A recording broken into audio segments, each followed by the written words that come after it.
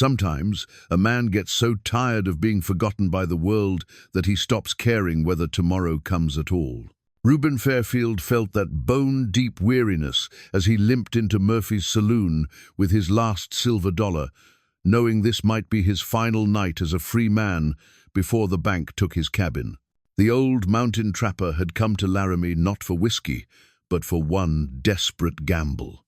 Across the smoky room, a high-stakes poker game was underway, and one of the prizes was a storage barn that belonged to dead railroad baron Theodore Ashworth. Nobody had opened that barn since Ashworth died 6 months back. Ruben figured it might hold some old tools he could sell. He never imagined it would hold the key to changing everything he thought he knew about second chances. But would the secrets inside cost him more than he bargained for? Before we jump back in, tell us where you're tuning in from, and if this story touches you, make sure you're subscribed, because tomorrow saved something extra special for you. The silver dollar felt warm against Ruben's calloused palm as he stood in the doorway of Murphy's saloon, watching the poker game through the haze of tobacco smoke. 15 years had passed since he first arrived in the Wyoming territory with nothing but hope and a war-weary heart, yet tonight felt like that same desperate beginning all over again. He remembered stepping off the Union Pacific in Laramie back in 1870, his left leg still stiff from the Confederate bullet that had torn through his knee at Antietam. The faded daguerreotype in his shirt pocket showed a different man then younger, with clear eyes and a woman's loving smile beside him. Martha had been beautiful in that particular way that frontier women possessed, practical and gentle all at once. Their boy, Billy, stood between them in the photograph, barely 5 years old, his gap-toothed grin promising a future that would never come.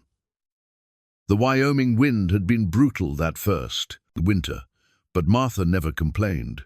She'd sewn curtains for their one-room cabin, while Ruben learned the mountain trails, following the beaver streams that would sustain them for over a decade. Billy had grown tall and quick, helping with the traplines until the fever took him during the harsh winter of 1878. Martha followed 3 days later, her heart simply giving out from grief. The local preacher said the Lord worked in mysterious ways, but Ruben figured the Lord had been looking elsewhere when his family needed mercy most. "Evening, Ruben." Doc Henley's voice pulled him back to the present. The town physician stood at his elbow, grey whiskers neatly trimmed despite the late hour. "Heard about the foreclosure notice?" "I'm sorry," Ruben nodded, studying the weathered faces around the poker table. "Figured word would travel fast in a town this size. Widow Patterson mentioned you haven't been by the general store much lately. Pride's a fine thing, but starving's foolish." The kindness in Doc's voice almost broke something inside Ruben's chest. These people had been good to him, better than he deserved. When Martha and Billy died, the whole town had helped with the burial. Widow Patterson still saved him supplies when she could, never mentioning payment. Mayor Caldwell had offered him work maintaining the town's water systems, but Ruben's pride had refused charity disguised as employment. "I appreciate the concern, Doc, but I've got one last card to play." Doc Henley followed his gaze to the poker table, where 4 men sat under the flickering lamplight. "That's dangerous company you're considering." At the table's head sat Horace Grimsby, the banker whose soft hands had never known honest work. His pale eyes held the calculating coldness of a man who measured human worth in dollars and cents.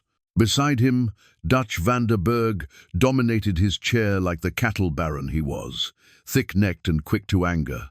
The third player was Alfonso Rodriguez, a traveling merchant whose expensive clothes couldn't quite hide the shifty nature underneath. The fourth chair sat empty, waiting. "What exactly are they wagering besides money?" Ruben asked. "Items from Theodore Ashworth's estate. The railroad baron died 6 months back. No family to speak of. His lawyer's been trying to settle debts by auctioning everything off." Doc lowered his voice.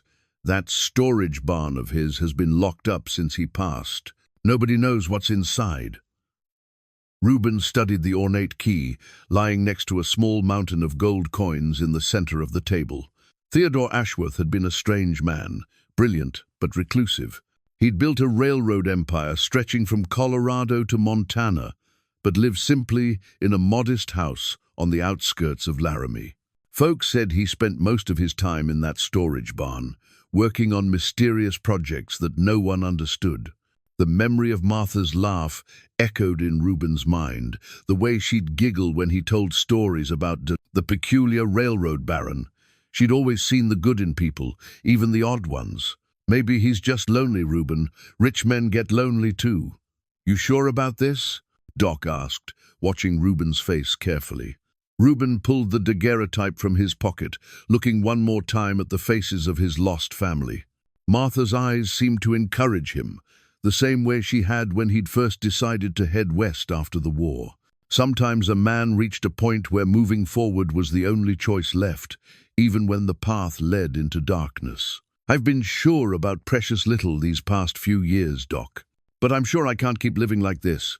The mountain cabin that had been his refuge for 15 years now felt like a tomb.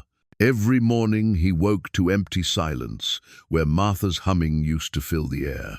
Every evening he sat alone at a table built for three.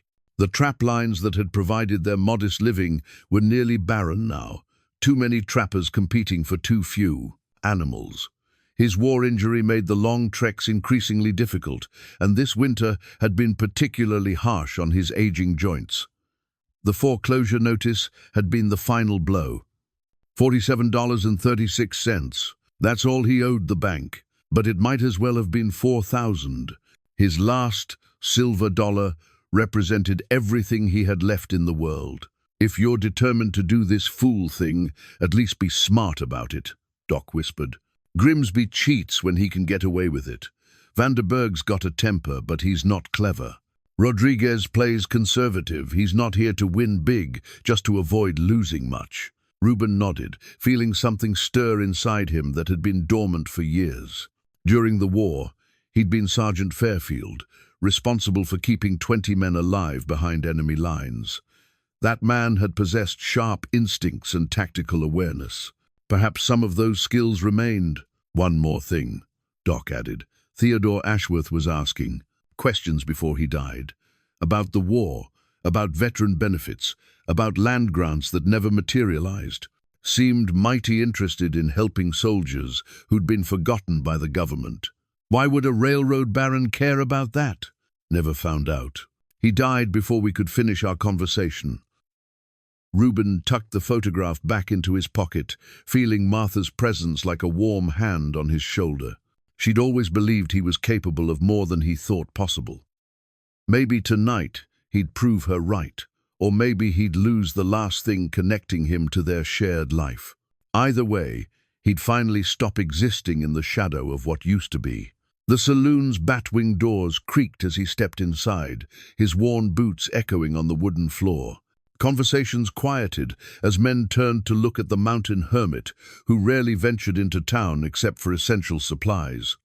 Ruben kept his expression neutral, drawing on the same calm he'd maintained during night raids. When Confederate patrols had been close enough to hear a whispered prayer, "Gentlemen," he said, approaching the poker table, "I understand there's room for one more player." Grimsby's lips curled into what might have been a smile on a more honest face. Well, Ruben Fairfield graces us with his presence. I hear you've got some pressing financial obligations. I've got a silver dollar and the deed to my cabin. That worth a seat at your table?" Vanderberg laughed, a harsh sound like cattle lowing. $1? Hell, the ante alone is $5. The cabin's worth more than $5. Depends on whether you can keep it past tomorrow, Grimsby said, producing a legal document from his coat. I believe this foreclosure notice says otherwise. Ruben placed his silver dollar on the table, the metal catching the lamplight. The eagle etched into its surface seemed to stare back at him with fierce determination. Then I suppose we'd better play quickly. Alfonso Rodriguez leaned back in his chair, studying Ruben with calculating eyes. What makes you think you can compete with gentlemen of means, senor? I've played cards before. Ruben settled into the empty chair, feeling the familiar weight of his army colt beneath his coat. Old habits died hard, and some situations required a man to be prepared for trouble, though I suspect you play by different rules than soldiers do. Indeed we do, Grimsby said, dealing the cards with practiced efficiency. We play to win. As Ruben picked up his hand, he caught Doc Henley's worried expression from across the room. The physician had been a good friend these past years, one of the few people who'd continued visiting after Martha and Billy died. His concern was genuine, which made it precious in a world that had shown Ruben little kindness lately. The first few hands were cautious affairs, each man testing the other's tendencies. Ruben played conservatively, using his war-trained observation skills to catalogue every tell and habit. Van der Berg drummed his fingers when he bluffed. Rodriguez touched his moustache when his hand was strong. Grimsby's pale eyes flickered toward the door whenever he was calculating odds, a man always planning his escape routes. 3 hours passed before the real stakes emerged. The pile of gold coins had grown substantially, but it was the ornate key beside them that commanded attention. Ashworth's storage barn key, mysterious and potentially valuable. Final hand, gentlemen, Grimsby announced. Winner takes all. Ruben looked at his cards, a pair of kings, strong enough to win or lose everything. Around the table, 3 sets of eyes watched him with varying degrees of contempt and curiosity. These men saw a broken-down mountain hermit with nothing left to lose. They had no idea they were playing poker with a man who'd once held Confederate positions against impossible odds, who'd learned to read enemies like books in situations where mistakes meant death. The silver dollar gleamed under the lamplight, and somewhere in its reflection, Ruben thought he saw Martha's encouraging smile. "I'm all in," he said quietly, pushing his silver dollar forward. The game was about to begin in earnest. The ornate pocket watch lying beside Theodore Ashworth's barn key caught the lamplight with each tick, its intricate railroad engravings seeming to move in the flickering shadows. Ruben noticed how Grimsby's eyes kept drifting to the timepiece, a dead man's obsession with legacy reduced to a poker prize. "Ashworth carried that watch everywhere," Rodriguez murmured, dealing the cards with practiced smoothness. "Said it reminded him that time was running out on all his grand plans." Van der Berg snorted. "Grand plans for what?" The man lived like a hermit despite having more money than God. "Perhaps he understood something about wealth that escaped the rest of us," Ruben said quietly, studying his hand. 3 sevens, not the strongest, but workable with the right strategy. Grimsby's pale eyes fixed on him, profound words from a man about to lose his last dollar. "Tell me, Fairfield, what wisdom did poverty teach you?" The banker's condescension stirred something deep in Ruben's chest, a familiar anger that had sustained him through 3 years of war. He'd learned to channel that rage into cold calculation, turning emotion into tactical advantage. These men thought they were playing against a desperate fool, but desperation could make a man dangerous in ways they couldn't comprehend. "Taught me to recognize when someone's bluffing," Ruben replied, watching Grimsby's fingers drum once against the table, a tell the banker didn't realize he possessed. The memory surfaced, unbidden. Chancellorsville, 1863, when Confederate forces had tried to break through Union lines under cover of darkness. Ruben had been leading a night patrol, 20 men depending on his ability to read enemy movements in the shadows. The rebel sergeant had possessed the same nervous energy as Grimsby, the same unconscious gestures that betrayed inner thoughts. That night, Ruben's tactical awareness had saved his entire unit. He'd recognized the feint for what it was, positioning his men to counter the real attack when it came from an unexpected direction. The enemy sergeant's tells had been as clear as words on a page to someone trained to observe. "Your bet, Fairfield," Van der Berg growled, his thick fingers drumming impatiently. Ruben pushed forward half his remaining coins. Around the table, 3 men tried to project confidence while revealing their uncertainties through unconscious habits. Rodriguez touched his mustache, When his hand was strong, he was bluffing now. Vanderberg's breathing had quickened slightly, suggesting genuine excitement about his cards. But Grimsby remained the most dangerous, his calculated approach masking whatever advantage he thought he possessed. "The barn's been sealed since Ashworth died," Grimsby said conversationally, raising the bet. "Could be full of valuable equipment, could be full of worthless junk. Makes for an interesting gamble." "Ashworth wasn't the type for worthless junk," Doc Henley called from across the room. "Man had the finest mechanical mind I ever encountered. Shame he couldn't engineer himself a longer life," Vanderberg said with a harsh laugh. "Heard he died real sudden-like." Something in the cattle baron's tone suggested knowledge beyond casual observation. Ruben filed the comment away while maintaining his poker face, another skill learned during reconnaissance missions when revealing thoughts could prove fatal. "Natural causes, according to the death certificate," Rodriguez added, but his eyes avoided meeting anyone else's gaze. The conversation felt rehearsed, as if these men had discussed Ashworth's death before tonight.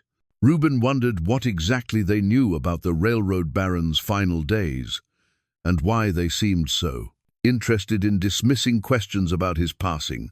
"Your move, mountain man," Grimsby said, his pale gaze challenging. Ruben looked again at his 3-7s, calculating odds the way he'd once calculated enemy strength based on campfire positions and supply wagon movements. The mathematics of survival were the same, whether dealing with Confederate cavalry or frontier. Card sharp, understand your opponents, recognize their weaknesses, and strike when the moment presented itself. "I'll see your bet," he said, pushing more coins forward, "and raise you the deed to my cabin." Vanderberg's eyes widened. "That's fool talk. Your cabin's worth more than this entire pot." "To me, maybe. To the bank, it's worth exactly $47.36, the amount of my debt." Grimsby smiled, producing the foreclosure notice again. "How convenient that we can settle this matter tonight.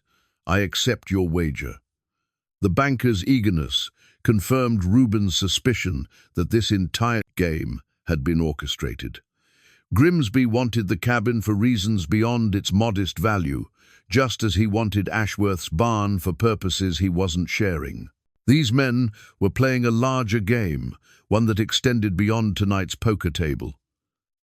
Rodriguez folded, unwilling to risk substantial money on uncertainty. Vanderberg studied his cards a moment longer before following suit, leaving only Ruben and Grimsby to contest the final hand. "Just you and me now, Fairfield," the banker said, his confidence radiating like heat from a forge. "Care to make this truly interesting?" "I'm listening."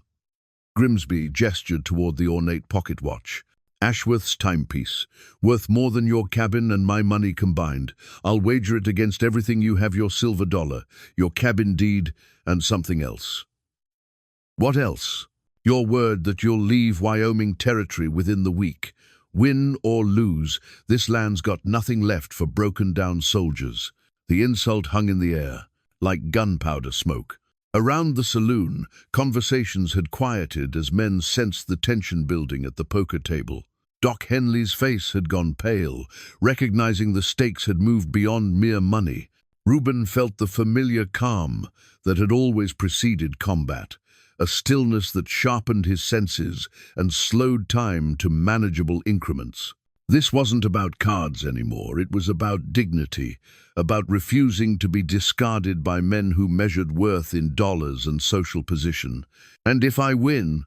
he asked quietly. "You won't," Grimsby said with absolute certainty. "But if you did, you'd get everything on this table, including the barn key and whatever secrets it unlocks." The pocket watch ticked steadily, marking moments that felt suspended between heartbeats. Ruben thought of Martha's faith in his abilities, her conviction that he was capable of more than survival. She'd believed he could build something meaningful in Wyoming, create a life worthy of the dreams they'd shared. Perhaps it was time to prove her right. "I accept your terms," Ruben said, laying down his 3-7s with steady hands. Grimsby's smile faltered for just an instant before he revealed his cards. 2 pairs, kings and eights. A strong hand, but not strong enough. The silence stretched like a held breath before Vanderberg cursed loudly and Rodriguez shook his head in disbelief. Grimsby stared at the cards as if willing them to change, his pale face flushing red with humiliation. "Impossible," he whispered. "Possible enough," Ruben said, reaching for Ashworth's ornate key. The metal felt warm against his palm, as if it had been waiting for this moment. "Thank you for an educational evening, gentlemen." Grimsby's hand shot out, gripping Ruben's wrist with surprising strength. "You have no idea what you've just won, old man. That barn contains things that could get a curious person killed. Is that a threat?" "It's friendly advice. Theodore Ashworth learned too much, for his own good. Wouldn't want the same fate to befall another veteran." The banker's words carried unmistakable menace, but they also revealed more than Grimsby probably intended. Whatever lay in Ashworth's barn, these men desperately wanted to control it. Their obvious fear suggested Ruben had stumbled into something far more significant than abandoned farming equipment. "I appreciate your concern," Ruben said, pocketing the key along with his winnings. "But I've faced worse dangers than Wyoming businessmen." As he stood to leave, the weight of Ashworth's pocket watch in his coat reminded him that some legacies were worth the risks required to preserve them. Outside Murphy's saloon, the Wyoming wind carried the scent of approaching winter and the promise of changes that could no longer be avoided. The storage barn stood like a cathedral in the morning mist, its weathered timber walls rising 30 feet into the Wyoming sky. Ruben approached on foot, leading his old mare Bessie along the rutted path that connected Ashworth's property to the main road outside Laramie. The railroad baron had chosen his location well isolated enough for privacy, yet close enough to town for convenient access to supplies and workers. 3 heavy padlocks secured the barn's massive double doors, their brass surfaces green with age, but still solid. Ruben pulled Ashworth's ornate key from his pocket, studying the intricate engravings that matched the railroad symbols on the dead man's pocket watch. The key felt substantial in his weathered hands, weighted with purpose and mystery. The first lock opened with surprising ease, as if it had been maintained despite months of disuse. The second required more effort, metal protesting against metal, until the mechanism finally yielded. The third lock was different, newer, more complex, with internal workings that suggested someone had upgraded Ashworth's security shortly before his death. When the final lock clicked open, Ruben paused. At the threshold, Doc Henley's words echoed in his memory. "Ashworth had the finest mechanical mind I ever encountered." Whatever lay beyond these doors had commanded the railroad baron's attention during his final years. Important enough to secure with multiple locks and significant enough to make powerful men nervous. The barn doors swung inward on well-oiled hinges, revealing a space that defied every expectation. Instead of farming equipment or stored grain, the interior resembled a sophisticated workshop that belonged more in Chicago or New York than the Wyoming frontier. Workbenches lined the walls, their surfaces covered with precision tools and measuring instruments. Overhead, an intricate system of pulleys and chains suggested machinery designed for lifting heavy objects with mechanical advantage. Dust motes danced in the morning sunlight, streaming through high windows, settling on canvas-covered shapes that dominated the barn's center. Ruben counted at least a dozen large objects, each draped and secured like sleeping giants waiting for resurrection. The air carried scents of machine oil and metal shavings, evidence of recent work despite Ashworth's death 6 months prior. He approached the nearest covered object, pulling away heavy canvas to reveal a sophisticated water pump, unlike anything he'd seen during his years trapping mountain streams. The device featured multiple chambers and valves, with brass fittings that gleamed despite the dust. Hand-drawn blueprints lay nearby, covered in precise measurements and engineering calculations that demonstrated advanced understanding of hydraulic principles. The blueprint's title read, Artesian Well System, Haven Valley Project, Phase 1. Beneath the heading, Detailed drawings showed how the pump could extract groundwater from significant depths, providing reliable irrigation for agricultural development. Notes in the margins indicated flow rates and pressure calculations, suggesting this wasn't theoretical design but practical engineering intended for immediate implementation. Ruben studied the blueprint more carefully, his mind working to understand implications beyond the technical specifications. Haven Valley, he'd never heard the name before, yet Ashworth had invested considerable time and resources developing water management systems specifically for this location. The engineering was sophisticated enough to support a substantial community, far beyond the needs of individual homesteads scattered across the territory. Moving to the next covered object, he discovered a grain mill powered by an innovative wind capture system. The blueprints showed how prevailing Wyoming winds could be harnessed to provide consistent grinding capacity, reducing dependence on water-powered mills that froze during harsh winters. Again, the scale suggested community-level planning rather than individual enterprise. A third object proved to be a printing press, complete with cases of movable type and enough paper stock to publish hundreds of documents. Beside it lay partially completed newspapers, bearing the masthead Haven Valley Herald and dated for future publication. The content focused on practical advice for frontier living crop rotation schedules, weather prediction techniques, basic medical care for isolated communities. Each discovery deepened the mystery of Theodore Ashworth's final project. This wasn't the random collection of a wealthy eccentric, but the carefully planned foundation for establishing a new community. The railroad baron had been preparing to build something unprecedented in the Wyoming Territory, a town designed specifically to serve people forgotten by the expanding nation's prosperity. In a corner of the barn, Ruben found wooden crates stacked floor to ceiling, each marked with inventory lists written in Ashworth's careful handwriting. The contents ranged from construction tools to medical supplies, from educational materials to agricultural implements. Everything needed to establish and sustain a frontier community had been systematically collected and organized. One crate contained surveying equipment of exceptional quality transits, chains, rods, and levels that would allow precise measurement and mapping of undeveloped land. The instruments were new, still wrapped in protective cloth, suggesting Ashworth had intended to begin surveying operations in the near future. Another crate held architectural plans for various building types, schoolhouses, medical clinics, workshops, and residential structures.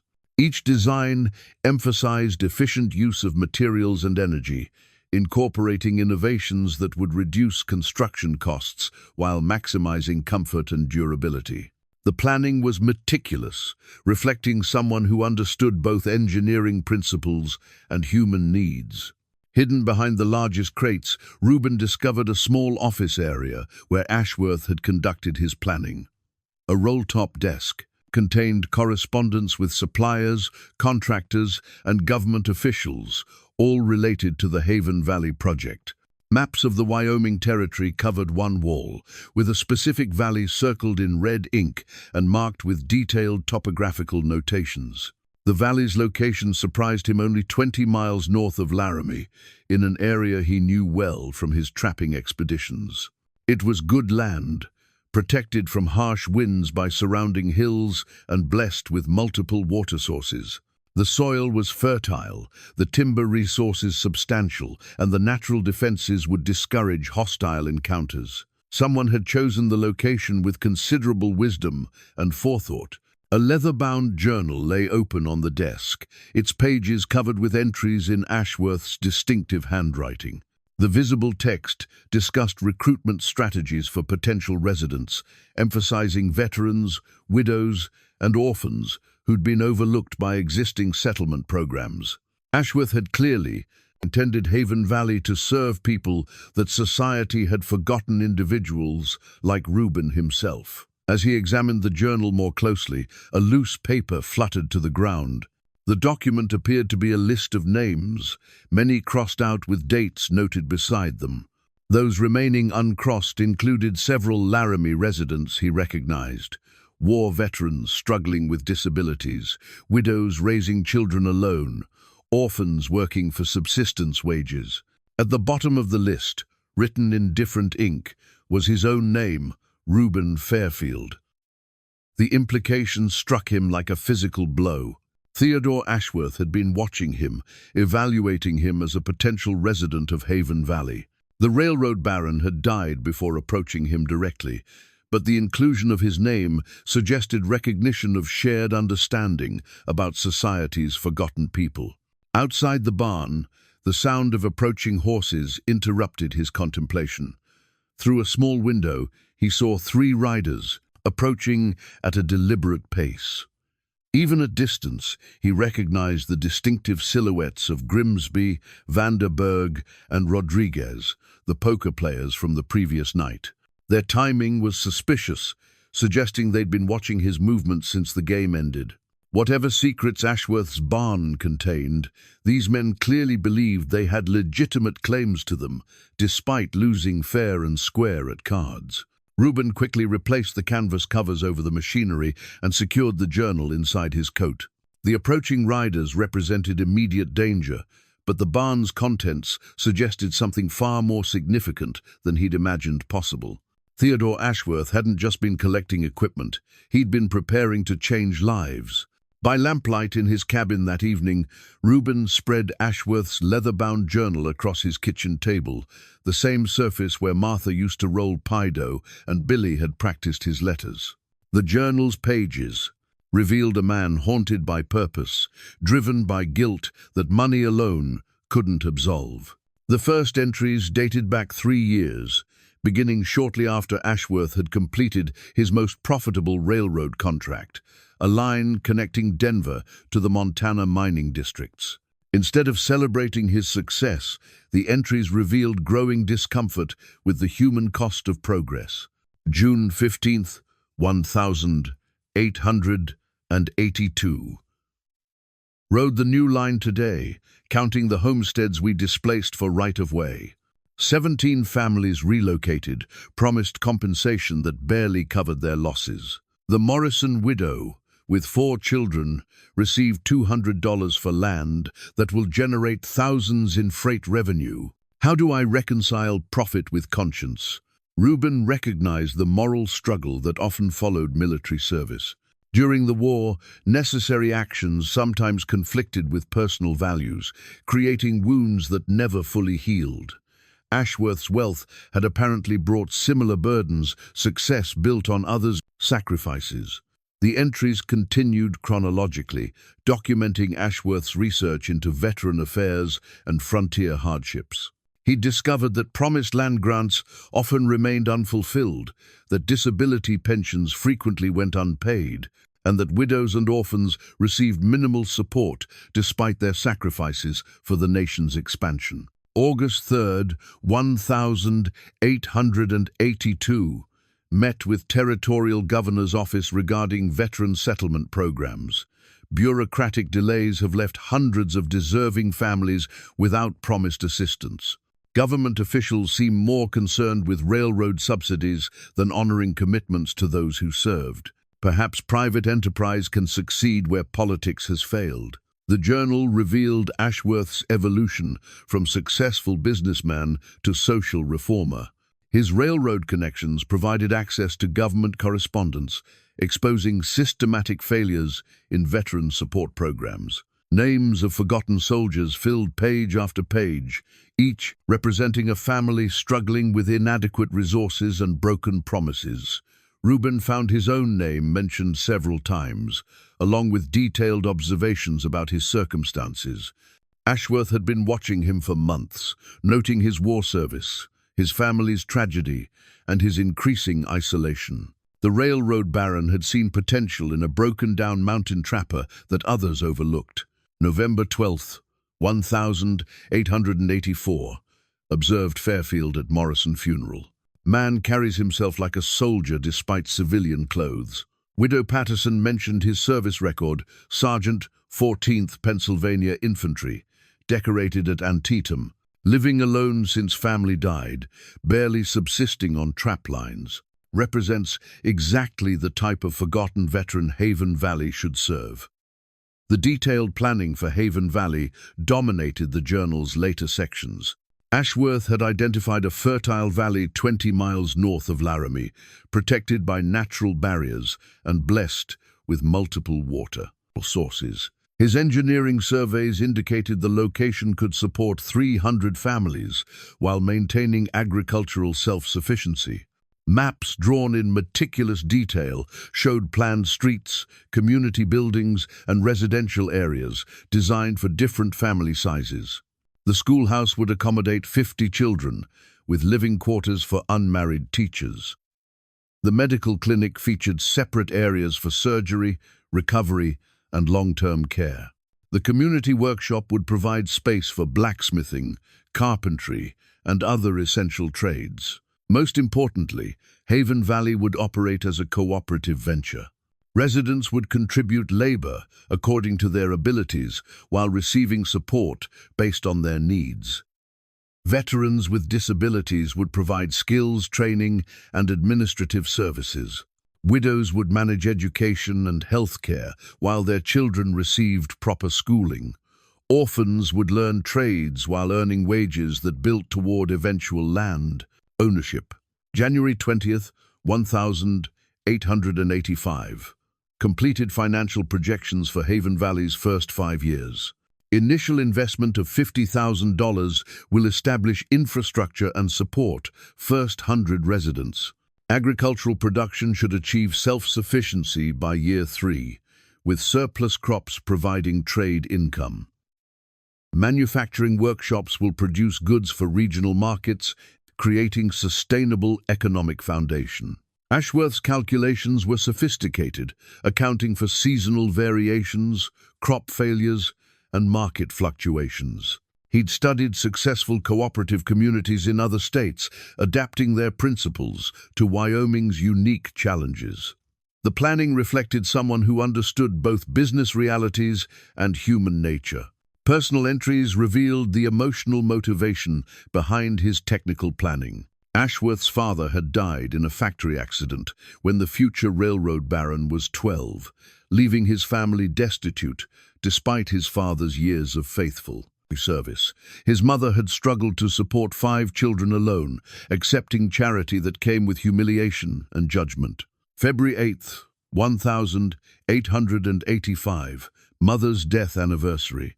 23 years since consumption took her in that freezing tenement. She deserved better than society's grudging charity. Every widow raising children alone deserves better. Haven Valley will provide dignity along with assistance, a community where contributing members support each other rather than accepting handouts from their betters. The journal's most recent entries, dated just weeks before Ashworth's death, revealed growing urgency and mounting opposition. Local businessmen had learned of his plans, viewing Haven Valley as a threat to their labor supply and political influence. Grimsby had attempted to purchase the valley land through intermediaries, offering prices well above market value to prevent Ashworth's project. March 15, 1885. Vanderburg visited today, claiming cattle grazing rights in Haven Valley. Produced documents that appear fraudulent but would require expensive legal challenges to dispute. Grimsby's influence extends further than I anticipated. Rodriguez has been asking suppliers about my equipment purchases. They're coordinating opposition to my plans. Subsequent entries documented escalating pressure from the business consortium. Building permits were delayed, supply shipments were mysteriously lost, and government officials suddenly became unavailable for meetings. Ashworth had persisted despite the obstacles, driven by conviction that Haven Valley represented justice for forgotten Americans. The final entry, dated just days before Ashworth's death, carried an ominous tone. April 2nd, 1885. Health declining rapidly despite Doc Henley's treatments. Suspect my illness may not be entirely natural. If something happens to me, I've hidden crucial documents where my successor can find them. The barn contains everything needed to complete Haven Valley. Pray that someone with courage discovers it and finishes what I started." Ruben set down the journal, understanding now why Grimsby and his associates had been so determined to control Ashworth's barn. Haven Valley threatened their exploitation of desperate people, offering alternatives to factory work, tenant farming, and other arrangements that enriched employers while keeping workers dependent. The leather journal represented more than one man's vision. It was a blueprint for challenging the social order that kept veterans, widows, and orphans trapped in poverty despite their contributions to the nation's growth. Ashworth had died before implementing his plans, but he'd prepared everything necessary for someone else to continue his work. Outside his cabin, night sounds carried differently than usual, the snap of twigs that might indicate human movement, the rustle of brush that could conceal watching eyes. Ruben extinguished his lamp and moved to the window, scanning the darkness for signs of surveillance. Grimsby's threats at the poker table suddenly seemed less like bluster and more like genuine warnings. The journal's final pages contained detailed lists of potential Haven Valley residents, including their skills, family situations, and specific needs. These weren't just names, they were real people whose lives could be transformed by Ashworth's vision. Whether Ruben was capable of fulfilling a dead man's dreams remained to be seen, but Martha's voice seemed to whisper encouragement in the cabin's silence. "You're capable of more than you know." Ruben woke to the sound of his mare, nickering nervously in the small corral behind his cabin. The grey pre-dawn light revealed fresh boot prints in the mud near his door prints that hadn't been there when he'd checked the perimeter before retiring. Someone had approached his cabin during the night, close enough to nail something to his door without waking him. The anonymous warning letter was crudely written on cheap paper, its message direct and menacing. "Leave dead men's business alone, or join them. You have been warned." The words were printed in block letters, suggesting someone trying to disguise their handwriting, but the paper quality and ink suggested this wasn't the work of common drifters.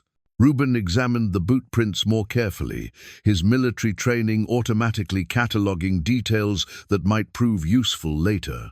The boots were expensive, with distinctive heel wear patterns that indicated a man who spent more time in offices than outdoors. The depth of the impressions suggested average weight and height, consistent with several men from last night's poker game. More concerning were the additional prints he discovered after systematic searching. At least 3 different men had been on his property during the night, positioning themselves to observe the cabin from multiple angles. They'd been careful to avoid obvious detection, but years of tracking mountain game had taught Ruben to read signs that most people would miss. The surveillance pattern suggested professional planning rather than random intimidation. These men had studied his property, identified his defensive blind spots, and coordinated their approach to minimize risk of discovery. Such preparation indicated they considered him a serious threat, despite his apparent weakness. After securing his cabin and saddling Bessie, Ruben rode into Laramie to find Doc Henley. The physician maintained an office above Patterson's general store, serving the community's medical needs with the same quiet dedication he'd shown during their conversation at Murphy's Saloon. "Morning, Ruben," Doc said, looking up from his medical journals. "You look like a man who didn't sleep well." Ruben showed him the warning letter, watching the physician's expression grow increasingly troubled as he read the crude message. Doc's medical training had taught him to observe details that revealed underlying conditions, and his examination of the letter suggested familiarity with similar threats. "This isn't the first time you've seen something like this," Ruben observed. Doc nodded grimly, moving to his office window to check the street below before responding. "Theodore Ashworth received similar warnings during his final weeks. I treated him for what I believed was natural illness, but the symptoms were unusual." "Unusual how?"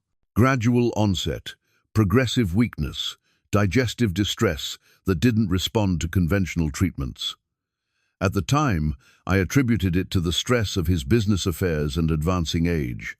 Now I wonder if someone might have been poisoning him slowly. The possibility that Ashworth had been murdered added dangerous new dimensions to Ruben's situation. If the railroad baron had been killed for his Haven Valley plans, then possession of his journal and equipment made Ruben an obvious target for similar treatment. Did Ashworth confide his suspicions to anyone? He mentioned concerns about his business associates, particularly their interest in preventing his charitable work. Said he'd hidden important documents where the right person would find them. Doc studied Ruben's face carefully. I assume you found more than farming equipment in that barn.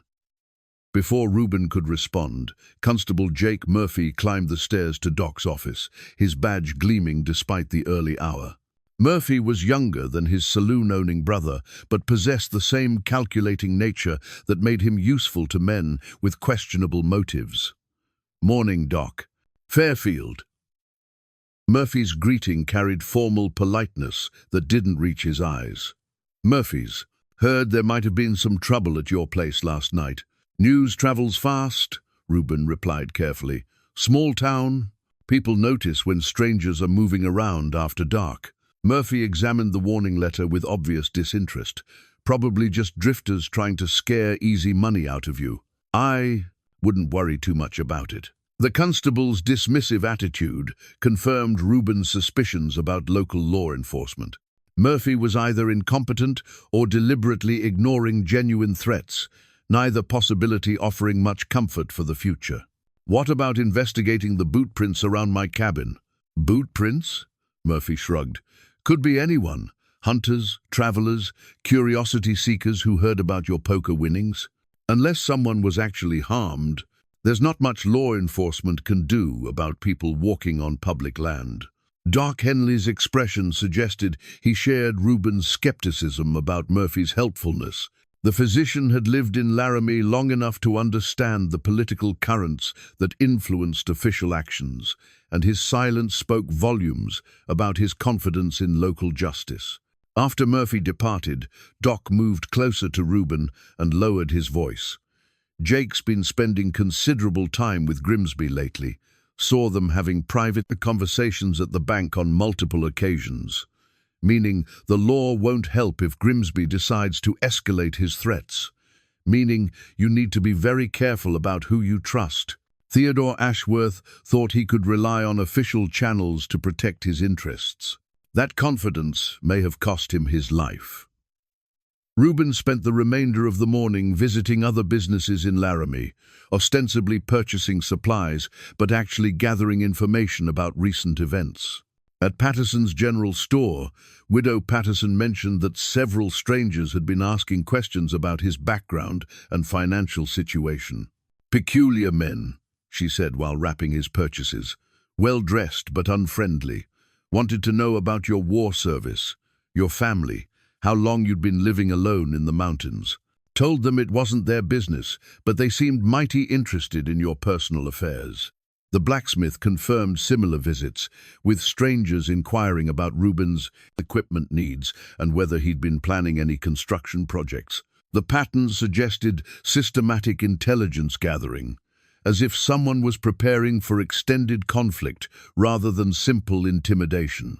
Most telling was his conversation with the territorial mail clerk, who revealed that several letters addressed to Ruben had been intercepted before delivery. The clerk couldn't provide details about who had claimed the letters, but the timing coincided with the period following Ashworth's death. Probably legal documents related to the estate settlement, the clerk explained apologetically. Sometimes lawyers handle correspondence for their clients without proper notification. Returning to his cabin as afternoon shadows lengthened, Ruben discovered additional evidence of surveillance. Someone had attempted to enter his cabin during his absence, leaving subtle signs of forced entry around the doorframe. Nothing appeared missing, but the intrusion confirmed that his opponents were escalating their efforts to control the situation. The warning letter represented more than simple intimidation. It was noticed that powerful men considered him an obstacle to their plans. Theodore Ashworth's vision for Haven Valley threatened their exploitation of desperate people, and they intended to eliminate that threat by any means necessary. As darkness fell over the Wyoming territory, Ruben cleaned and loaded his army Colt, checking ammunition supplies and defensive positions around his cabin. Years of peaceful mountain living had made him complacent about security, but his military training remained intact beneath the civilian veneer.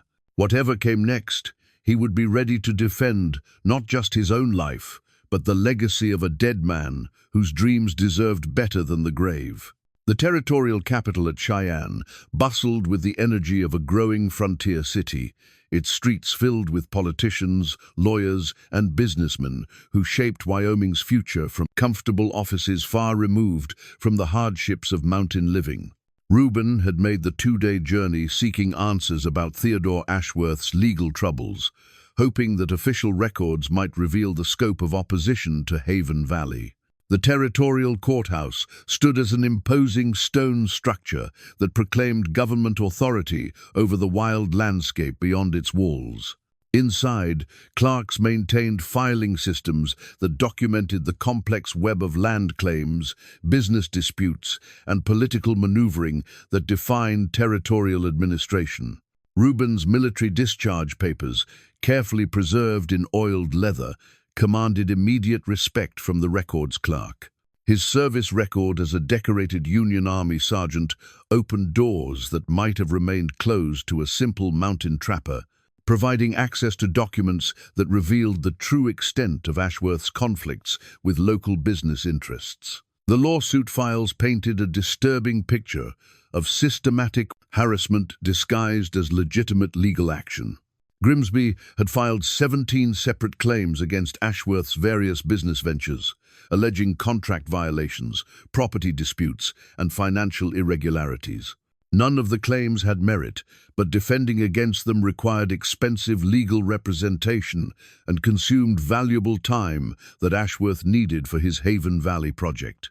Vanderburg's cattle operation had sued for grazing rights on land that Ashworth owned outright, producing documents that claimed historical usage dating back 20 years.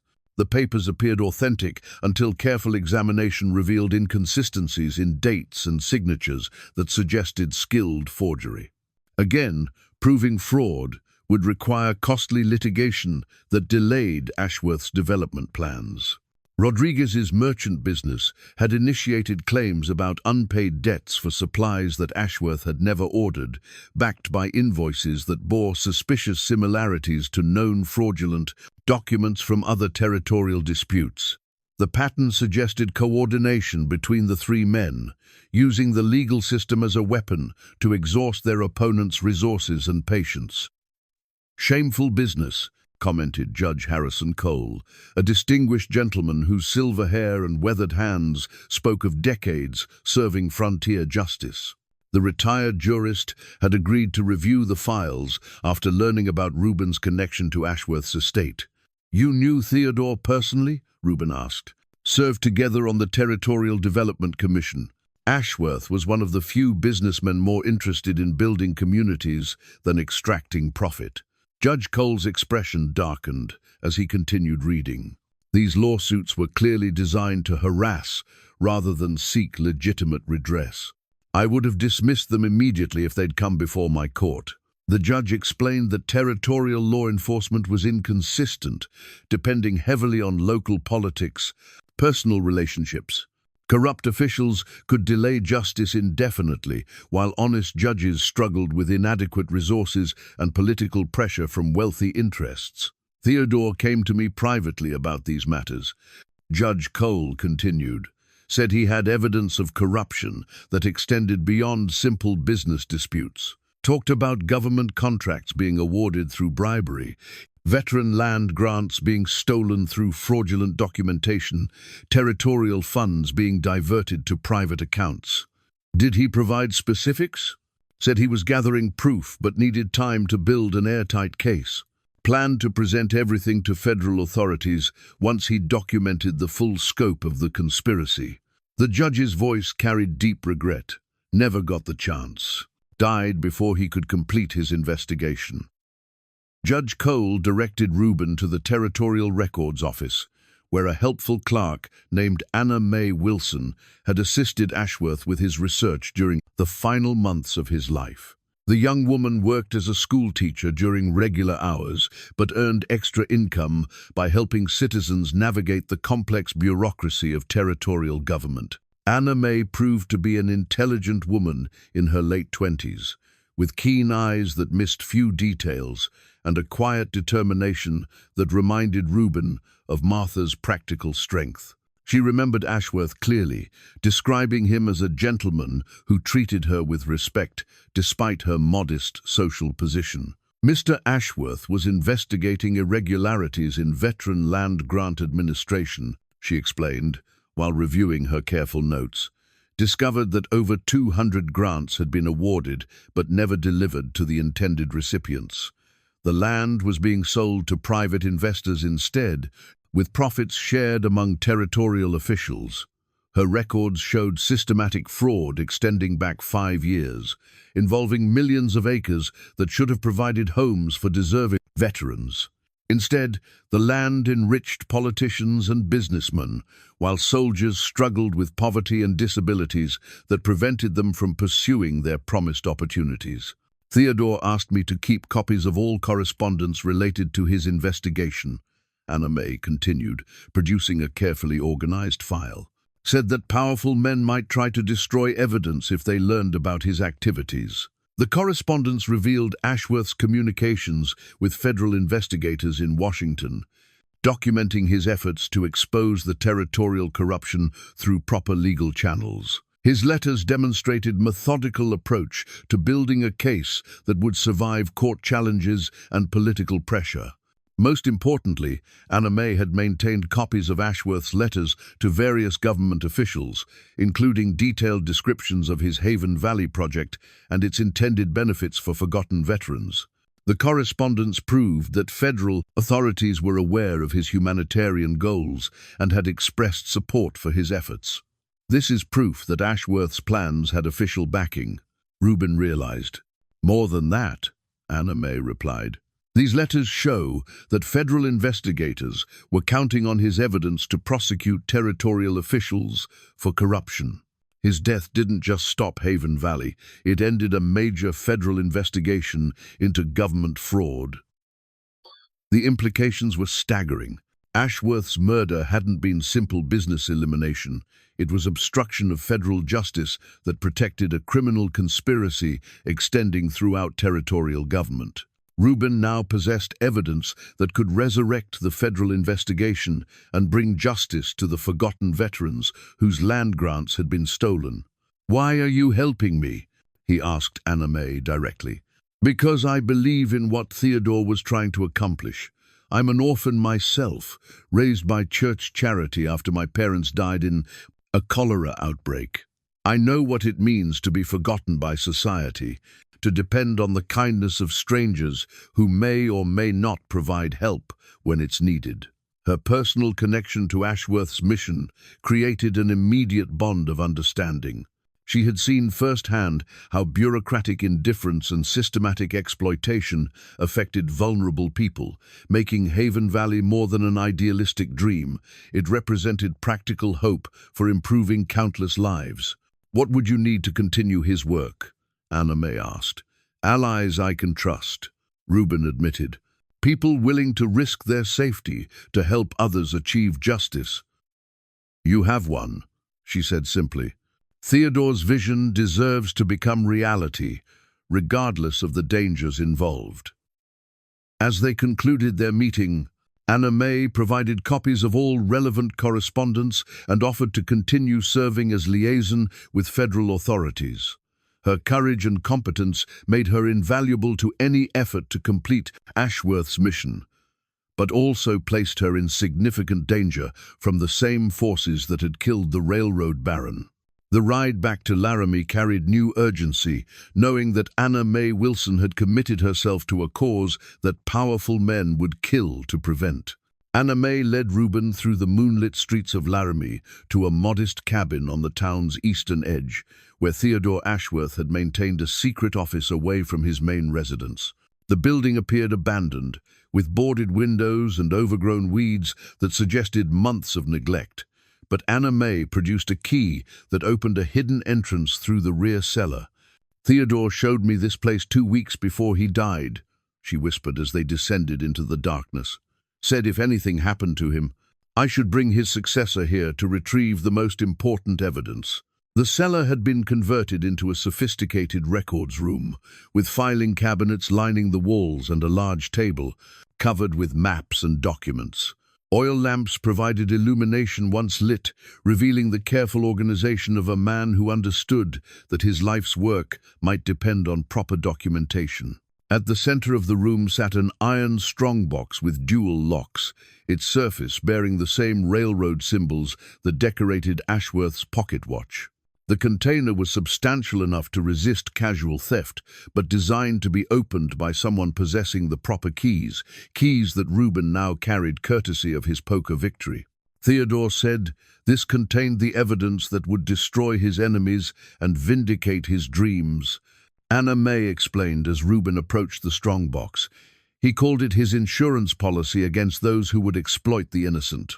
The first key opened smoothly, but the second lock required more effort, as if the mechanism had been designed to ensure that only someone with both keys could access the contents. When the strongbox finally opened, it revealed organized compartments containing documents that represented years of careful investigation into territorial corruption.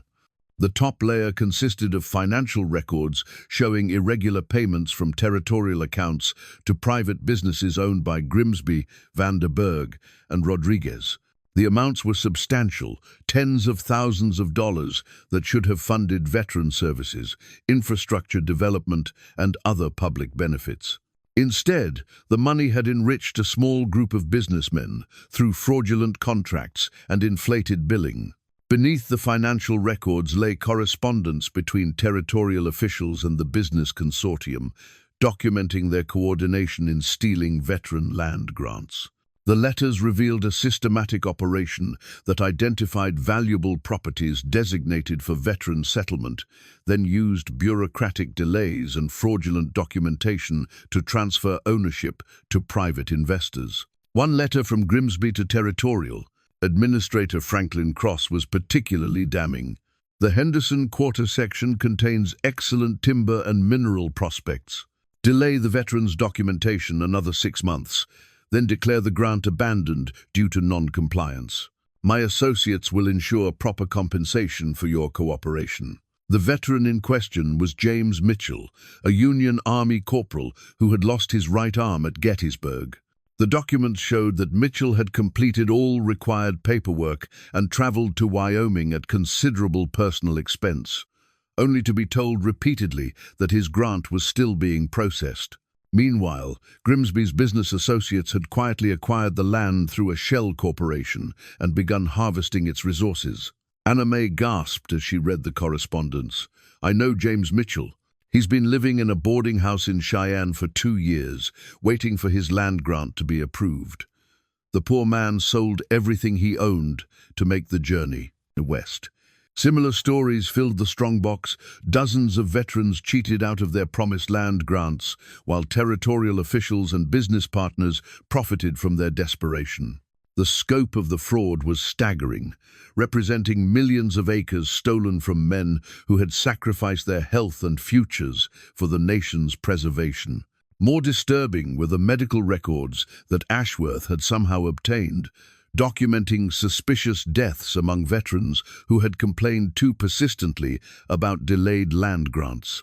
7 men had died from sudden illnesses that Doc Henley's medical notes described as consistent with poisoning, though he had not recognized the pattern at the time. Theodore suspected that troublesome veterans were being eliminated, Anna May said, her voice shaking as she read the medical documentation.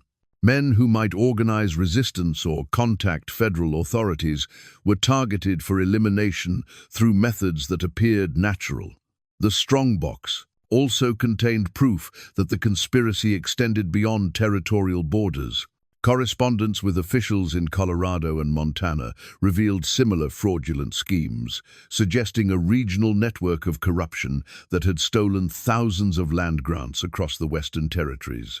Most importantly, the documents proved that Ashworth had been in communication with federal investigators who were building a comprehensive case against territorial corruption. His evidence was crucial to their prosecution strategy, which explained why his death had been necessary to protect the conspiracy. A letter from Federal Marshal William Hayes demonstrated the government's commitment to pursuing justice. Mr. Ashworth, your documentation provides the foundation for prosecuting the most extensive fraud case in territorial history. We are prepared to move forward with arrests as soon as you provide the additional evidence discussed in our previous correspondence. The additional evidence was apparently contained in a separate compartment of the strongbox, secured with a smaller lock that required Ashworth's personal signet ring to open. Anna May produced the ring from a hidden pocket, explaining that Theodore had entrusted it to her for safekeeping during his final weeks. Inside the secret compartment lay a complete accounting ledger that tracked every fraudulent transaction, every stolen land grant, and every suspicious death connected to the conspiracy.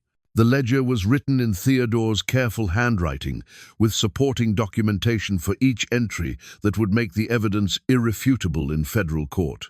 The final section of the ledger contained Ashworth's plans for Haven Valley, including detailed financial projections that proved the community could be established and sustained using the recovered stolen assets.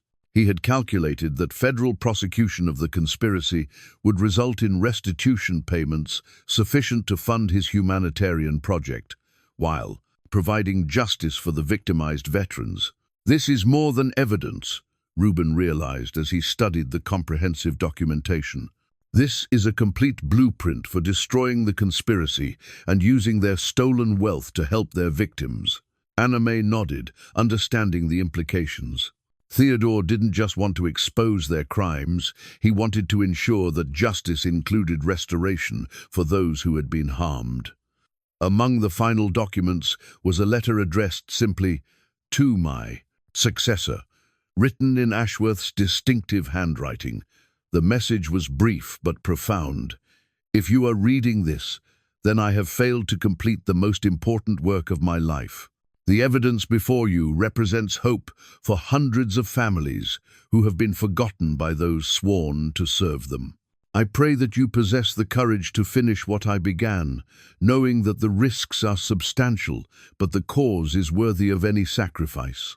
The weight of responsibility settled on Ruben's shoulders like a heavy pack during a long mountain trek.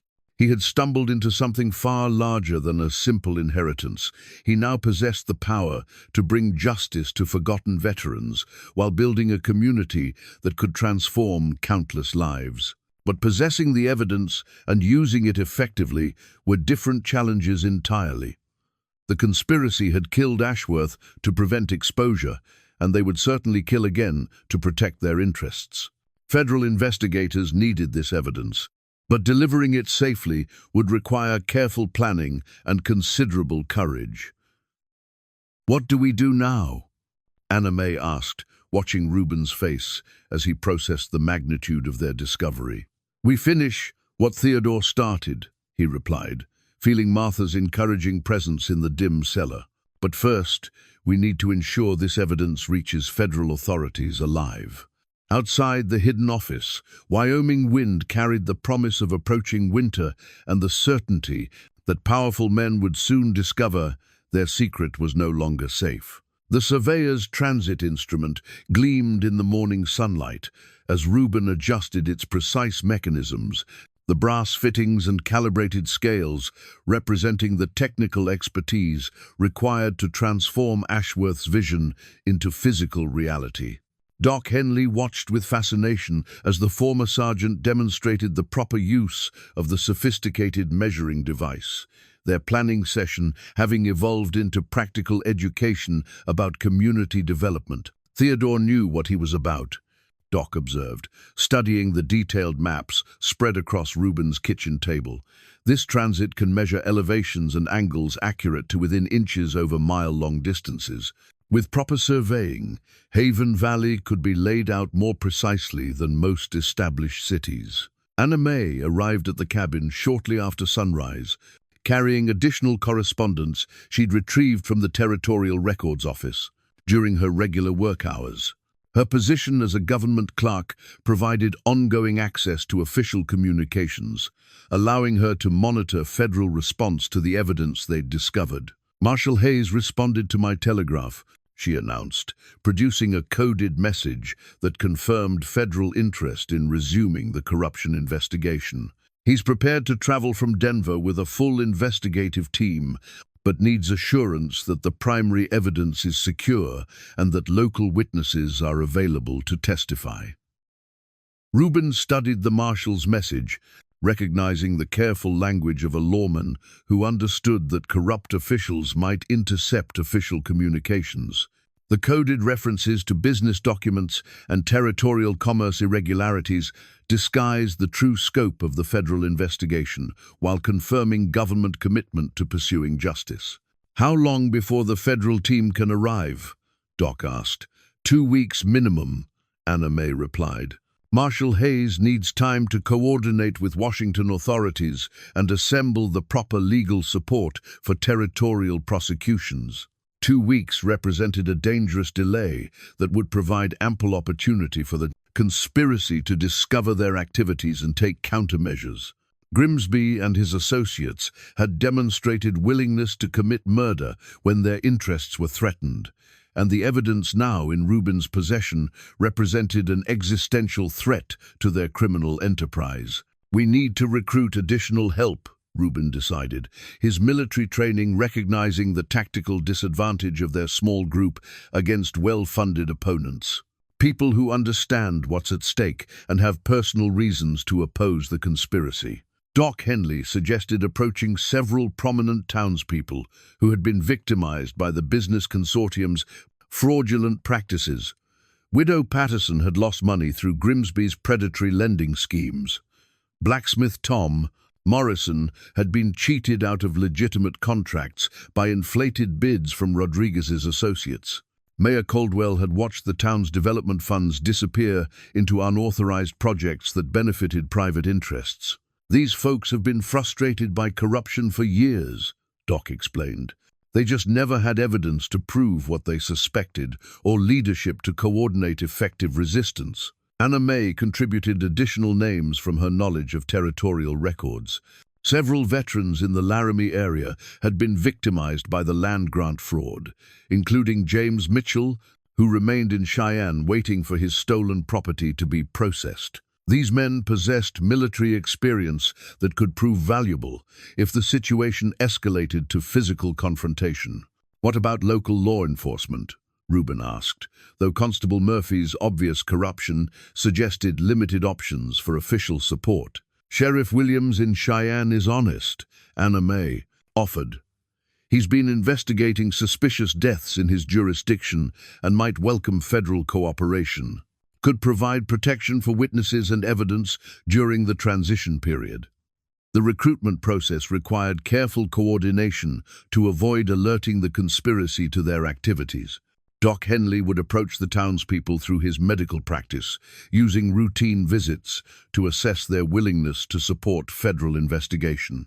Anna May would contact Sheriff Williams through official channels, presenting the federal marshal's credentials as justification for cooperation.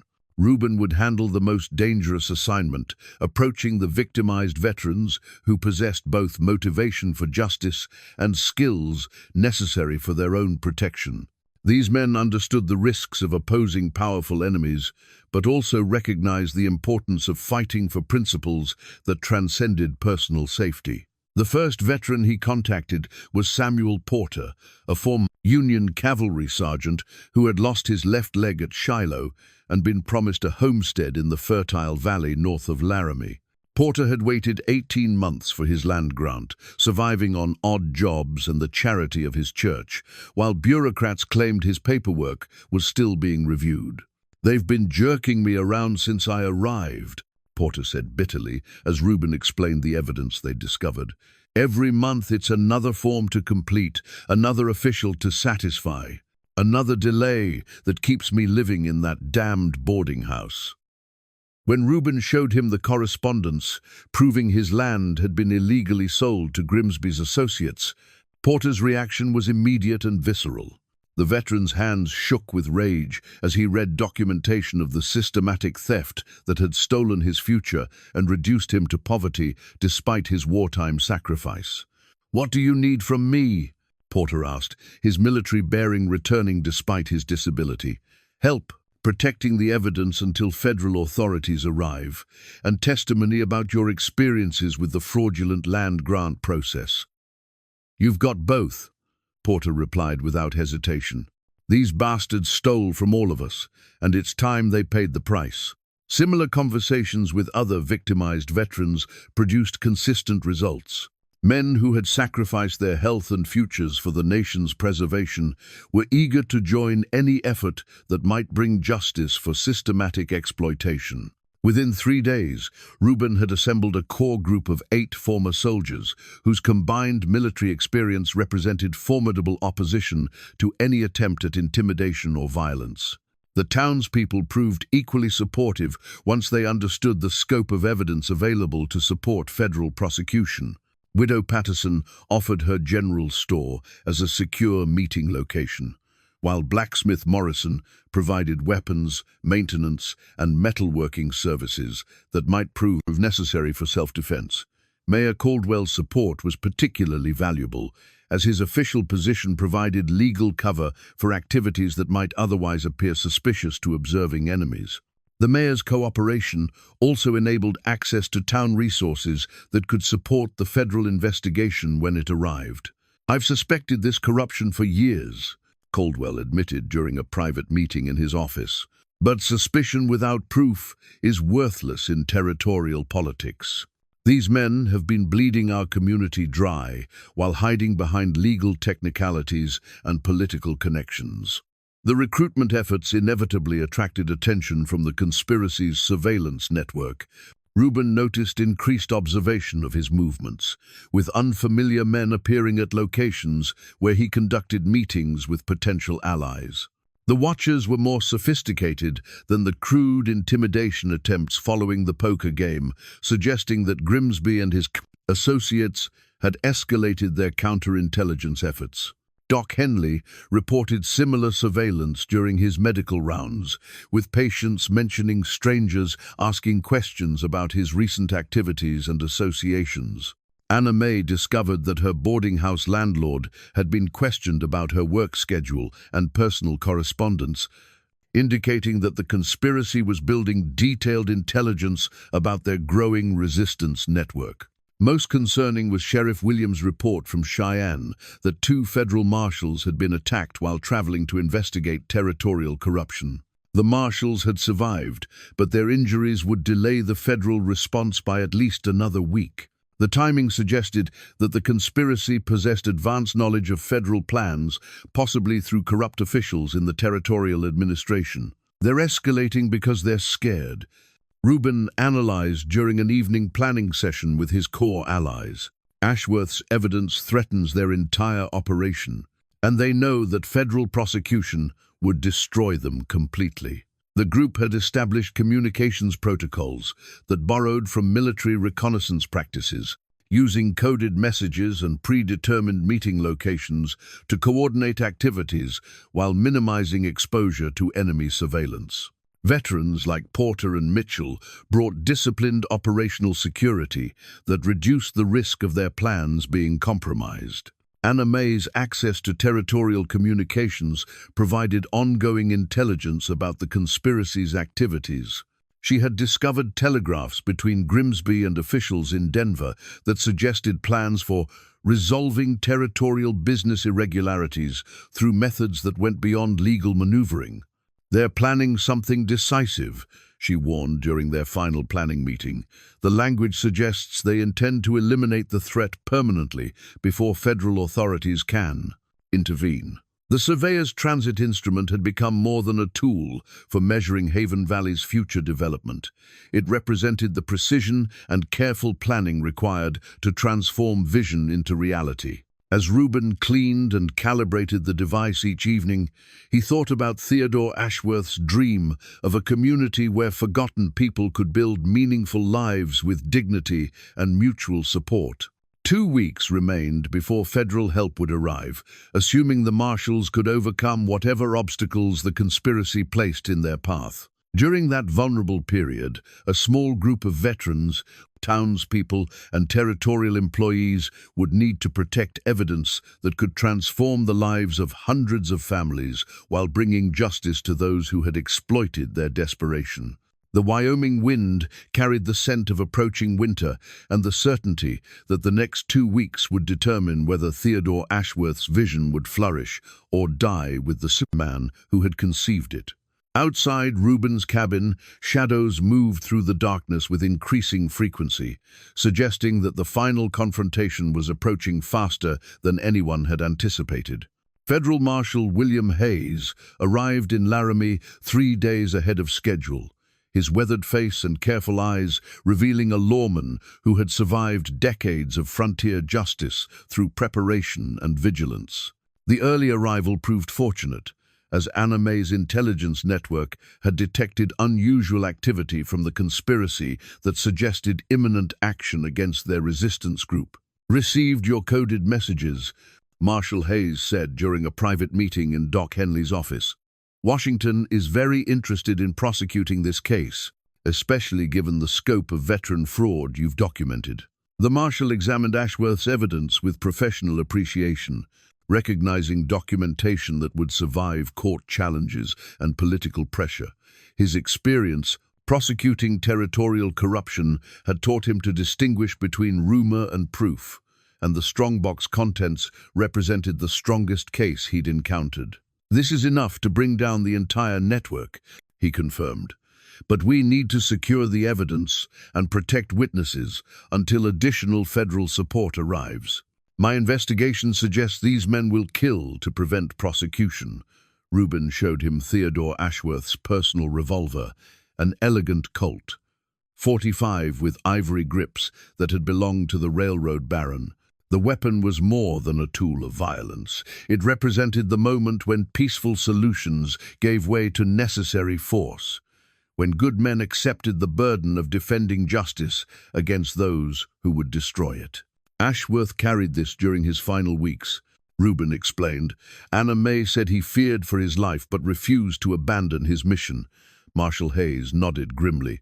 Theodore Ashworth was a brave man who died trying to help people his government had forgotten. We owe him justice, and we owe his intended beneficiaries the community he envisioned. The plan they developed combined federal authority with local knowledge, using Ruben's military experience to coordinate defensive preparations while the marshal established legal jurisdiction for arrests. The conspiracy would be given one opportunity to surrender peacefully before force became necessary to protect innocent lives. That opportunity evaporated when Constable Murphy burst into Doc Henley's office shortly after midnight, his badge glinting in the lamplight as he drew his service weapon. Behind him came Grimsby and 2 hired gunmen, their faces showing the desperation of cornered criminals who had nothing left to lose. "Nobody move," Murphy commanded, though his voice carried uncertainty that suggested conflicted loyalty between legal duty and criminal association. "Mr. Grimsby has legal authority to reclaim stolen property." Marshal Hayes slowly reached for his federal credentials, his movements careful and non-threatening despite the tense situation. "I'm a federal marshal conducting an official investigation into territorial corruption." "Stand down, Constable." Grimsby's pale eyes fixed on the strongbox containing evidence of his crimes. "That property belongs to Theodore Ashworth's estate, which I represent as court-appointed administrator. Federal authority doesn't supersede probate law." "It does, when the property contains evidence of federal crimes," Hayes replied firmly. You gentlemen are all under arrest for conspiracy, fraud, and obstruction of justice." The standoff stretched taut as both sides calculated odds and consequences. Ruben recognized the moment from his military experience, the instant when negotiation ended and violence became inevitable. His hand moved instinctively toward Ashworth's revolver, muscle memory from 3 years of war overriding 15 years of peaceful mountain living. The first shot came from one of Grimsby's hired gunmen, a nervous man whose trigger finger betrayed his fear before his brain could reconsider the wisdom of shooting federal officers. The bullet shattered a medical cabinet, sending glass and instruments cascading across Doc Henley's office floor. Ruben's response was immediate and precise, his army training reasserting itself with deadly efficiency. Ashworth's revolver bucked in his hand as he put 2 rounds center mass into the gunman, dropping him before he could fire again. The ivory grips felt familiar despite years of disuse, as if the weapon had been waiting for someone worthy of its accuracy. Marshal Hayes drew simultaneously, his federal authority backed by professional marksmanship that sent the second gunman diving for cover behind overturned furniture. Doc Henley shouted for everyone to take shelter as the small office erupted in gunfire and chaos. Murphy hesitated fatally, torn between criminal loyalty and legal duty, until the decision was made for him. The constable's badge represented betrayed trust and corrupted authority, but his hesitation gave Ruben the opening needed to disarm him without violence. Grimsby attempted to escape through the office's rear entrance, clutching a leather satchel that contained what he apparently considered the most damaging evidence against his conspiracy. The banker's soft hands and office-bound lifestyle made him easy prey for a veteran who had spent years tracking mountain game through difficult terrain. "It's over, Grimsby," Ruben called as he cornered the banker in Doc's supply room. "Federal authorities have everything they need to prosecute your entire network." The banker's pale face reflected defeat and desperate calculation. "You have no idea what forces you're opposing, Fairfield. This conspiracy extends far beyond territorial borders.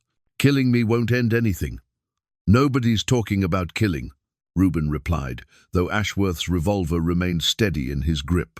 "Justice doesn't require murder when the law can handle punishment." Outside the medical office, the sounds of approaching horses suggested that additional forces were converging on their location. Whether those forces represented federal support or criminal reinforcement would determine the outcome of the evening's confrontation. The approaching horses belonged to Vanderberg and a dozen hired men, their torches creating dancing shadows against the buildings of Laramie as they surrounded Doc Henley's office. Through the medical office windows, Ruben could see the cattle baron directing his forces with military precision that suggested professional experience with violence and intimidation.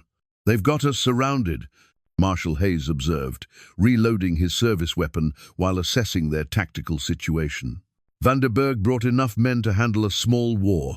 Anna May clutched Theodore Ashworth's final letter, the document that had provided spiritual guidance about legacy and sacrifice during the darkest moments of their resistance. The railroad baron's words seemed to speak directly to their current crisis. "The greatest legacy is not what we accumulate for ourselves, but what we sacrifice to help others achieve dignity and hope. The evidence needs to reach federal authorities," she said quietly, understanding that their personal survival mattered less than ensuring justice for hundreds of victimized veterans. "If we die here tonight, everything Theodore worked for dies with us." Ruben studied the tactical situation through gaps in the window shutters, his military training automatically cataloging enemy positions and identifying potential escape routes. Vanderberg's men had positioned themselves to control the main street approaches, but the alley behind Doc's office remained relatively unguarded. "There's a way out through the back," he told Marshal Hayes. "Anna May can escape with the most crucial documents while we hold them here." "I'm not abandoning you," Anna May protested, her courage matching her conviction about their mission's importance.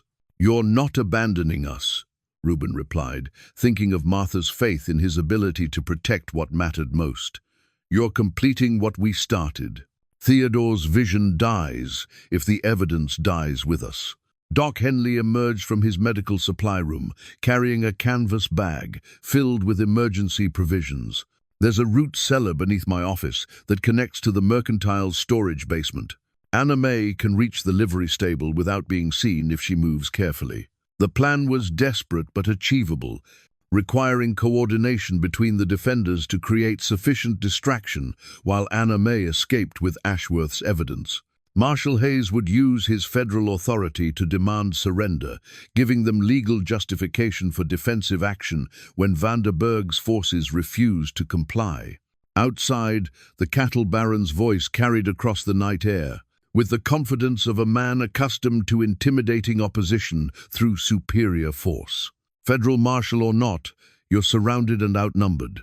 Send out Fairfield and the stolen property, and nobody else needs to get hurt. The only stolen property here belongs to the veterans you've been cheating. Hayes called back, his federal badge gleaming in the torchlight. You're under arrest for conspiracy, fraud, and assault on federal officers.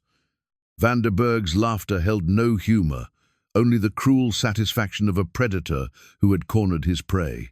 Federal authority means nothing when there's nobody left alive to report what happened here. The threat confirmed what they already knew. The conspiracy intended to eliminate all witnesses, regardless of legal consequences. Vanderburg's confidence suggested political protection that would shield him from federal prosecution, even if his actions violated territorial and federal law.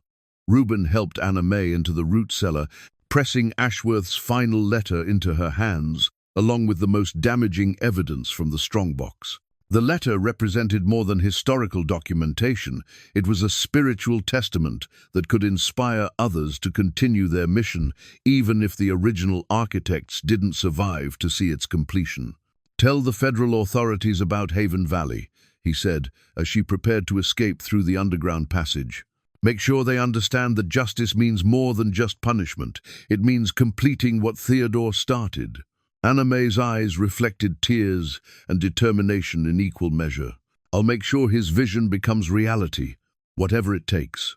The first shots from Vanderburg's forces shattered the office windows, announcing the end of negotiation and the beginning of a battle that would determine whether justice or corruption would prevail in the Wyoming territory. Ruben and Marshal Hayes took defensive positions, using overturned furniture and medical cabinets as cover, while returning fire at the muzzle flashes surrounding their position. Doc Henley proved surprisingly capable with a rifle, his medical training providing steady hands and precise aim that made him valuable despite his lack of military experience. The physician's determination to protect his community and his patients made him formidable when defending principles he held sacred. The gunfight stretched through the dark hours before dawn, punctuated by periods of tense silence when both sides conserved ammunition and assessed casualties. Ruben's military experience proved crucial in maintaining defensive discipline while maximizing their limited resources against superior numbers. As the first grey light of morning appeared on the horizon, the sound of approaching horses announced new arrivals to the battlefield. Whether these riders represented federal reinforcements or additional criminal support would determine the final outcome of their desperate stand. Through the broken windows, Ruben could see riders wearing federal badges, their disciplined formation suggesting professional law enforcement rather than hired gunmen. Anna May had succeeded in her mission, bringing help that might yet salvage victory from what had seemed certain defeat. Theodore Ashworth's final letter had proven prophetic, sometimes the greatest legacy required, the ultimate sacrifice to ensure that future generations could build something better than what they had inherited. 6 months after the gunfight that ended Grimsby's conspiracy, the foundation stone of Haven Valley lay gleaming in the afternoon sunlight, its polished granite surface engraved with the names of fallen veterans whose sacrifices had made this moment possible. Ruben knelt beside the cornerstone, running his weathered fingers across the inscription that read, "In memory of those who served, in hope for those who follow." The valley Theodore Ashworth had chosen for his humanitarian project bustled with the purposeful activity of a community taking shape. Where surveyors' maps had once showed empty wilderness, neat rows of frame houses now lined carefully planned streets. The schoolhouse stood ready for its first pupils, while the medical clinic awaited Doc Henley's arrival as the settlement's physician. Construction had proceeded with remarkable efficiency once federal authorities seized the assets stolen through the conspiracy's fraudulent schemes. The recovered funds, combined with Theodore's original investment and donations from supporters across the territory, provided resources that exceeded even the railroad baron's optimistic projections. Anna Mae Wilson supervised the final placement of the foundation stone, her role as Haven Valley's first administrator, reflecting the community's commitment to practical leadership over ceremonial positions. Her courage during the conspiracy's final desperate hours had earned universal respect, but her administrative skills made her indispensable for translating vision into sustainable reality. "Theodore would be proud," she said, watching children play in the planned park while their parents worked on the final construction projects. "This is exactly what he envisioned, a place where forgotten people can build meaningful lives with dignity." Ruben nodded, feeling Martha's presence as strongly as if she stood beside him in the valley's peaceful atmosphere. His late wife would have loved this place, with its emphasis on mutual support and community cooperation. The schoolhouse would have delighted her teacher's heart, while the planned library would have provided countless hours of quiet satisfaction. Doc Henley emerged from the medical clinic, his grey whiskers now neatly trimmed in anticipation of treating his first patients in the new facility. The physician had recovered completely from his wound during the siege, though he carried a slight limp that reminded everyone of the price paid for justice. "First baby was born in Haven Valley last night," he announced with obvious satisfaction. "Little Sarah Porter, daughter of Samuel and his new wife. Mother and child are doing fine." Samuel Porter had been among the first veterans to settle in Haven Valley, using his disability pension and recovered land grant to establish a small farm on the valley's fertile slopes. His marriage to a widow from Cheyenne had provided the community with its first wedding celebration, demonstrating that new beginnings were possible even after devastating loss. The settlement's first harvest had exceeded all expectations, with innovative irrigation systems based on Theodore's engineering designs, providing reliable water despite the region's unpredictable weather patterns.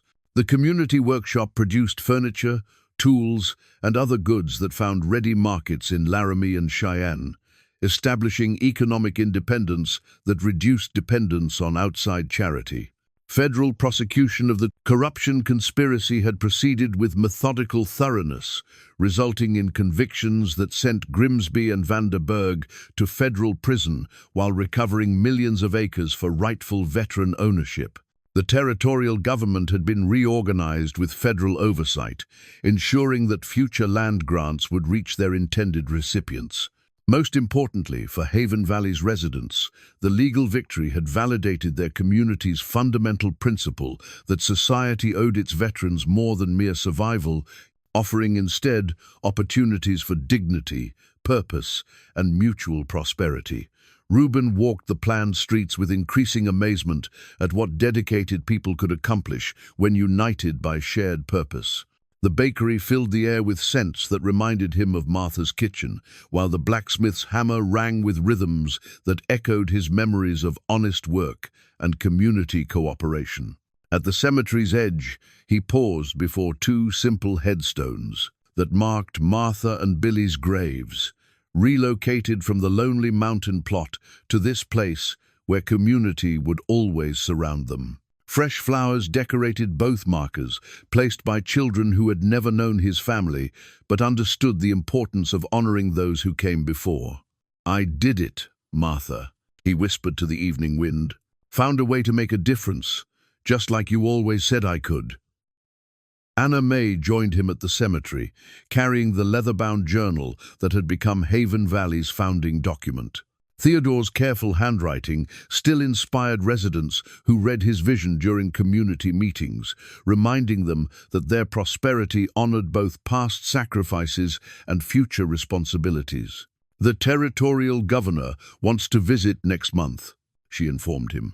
"Plans to use Haven Valley as a model for veteran settlement programs across the Western Territories." The recognition pleased Ruben, though he understood that their community's true success would be measured not by official approval, but by the changed lives of families who had found hope where once only desperation existed. Every child learning to read, every veteran finding meaningful work, every widow raising her family with dignity represented Theodore Ashworth's legacy made manifest. As sunset painted the valley in shades of gold and crimson, Ruben reflected on the unlikely journey that had brought him from desperate mountain hermit to community leader. The silver dollar that had started everything now rested in the community's small museum, displayed alongside other artifacts that told the story of Haven Valley's founding. The foundation stone caught the last rays of sunlight, its engraved names creating shadows that seemed to dance with the evening breeze. Somewhere among those shadows, Ruben thought he glimpsed Martha's encouraging smile and heard Theodore's approving voice. Tomorrow would bring new challenges as Haven Valley continued growing and evolving, but tonight belonged to satisfaction and gratitude for dreams fulfilled through courage, sacrifice, and the unshakable belief that forgotten people deserved better than society's casual neglect. In the distance, children's laughter echoed across the valley, promising that some legacies would endure long after their architects had joined the honored names carved in stone.